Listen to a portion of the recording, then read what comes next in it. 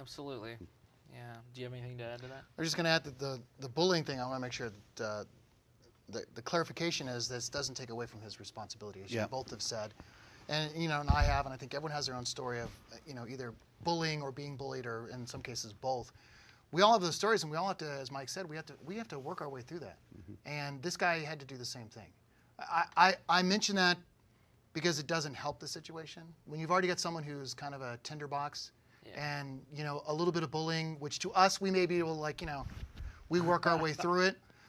And most people do. Most people really are. They really are able to kind of go, okay, that hurt, that wounded, but they get through it. And you're right, it does. It adds some character to it, it adds some strength to it. I get that. This is one of those cases where whether they knew or not, it wasn't helping the situation. They may not have known they were throwing gasoline on it to make that fire worse. They may not have known. I'll give them that.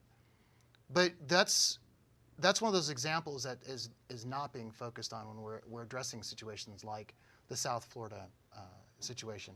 A few weeks ago, a lot of schools across the nation during the weekday had a walkout. Yeah. And what I loved was the response, which dealt with bullying, for one, was not a walkout, but a walk up. And they decided to address something you mentioned, Casey, where you notice these people and you say, you know what, this is out of my comfort zone. They're kind of a little weird, but I'm just going to walk up and say, hey, what's up? Because a lot of that, and that's where there was that movement that was happening. While a lot of these students were doing the hashtag walkout, there was a group that was doing the hashtag walk up.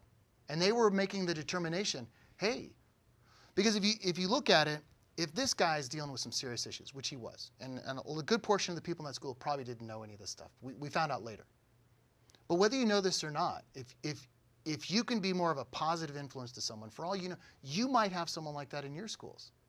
And maybe just something a little more nice, or maybe not mean, that walking up instead of, isolating them and pushing them, sometimes that's all it takes. I mean, all of us can think of stories where we were in a situation and someone just came up and said, hey, bro, what's up?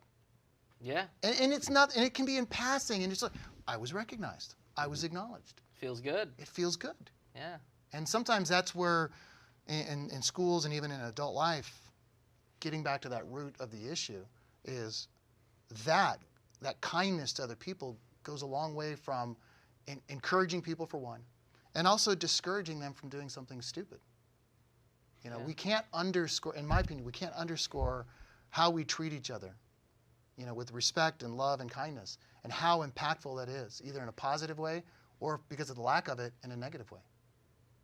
And it underscores, I know it's a theme you have on your radio show too, of the personal responsibility thing of if we have problems in our school, let's solve them in here, rather than let's ban guns or let's bring in more cops or whatever or something. So I think that's important too. That's an important message for the kids to get too, is that if there's a problem, you need to solve it with the resources that you have as a first resort.